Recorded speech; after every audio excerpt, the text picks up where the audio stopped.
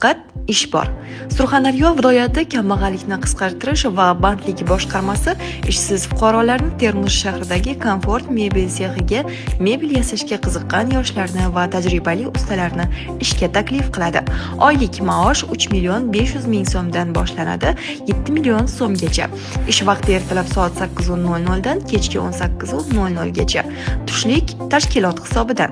Kasb o'rganish istagidagi yoshlarga ham imkoniyat bor. Ular uchun 1.500.000 so'm oylik belgilanadi. Uzoq hududlardan kelib ishlovchilar yotoqxona va kuniga 3 mahal ovqat bilan ta'minlanadi. Murojaat uchun telefonlar 99 kodi bilan 457 67 77, 91 kodi bilan 577 0100. Manzil Termiz shahri Shodlik mahallasi.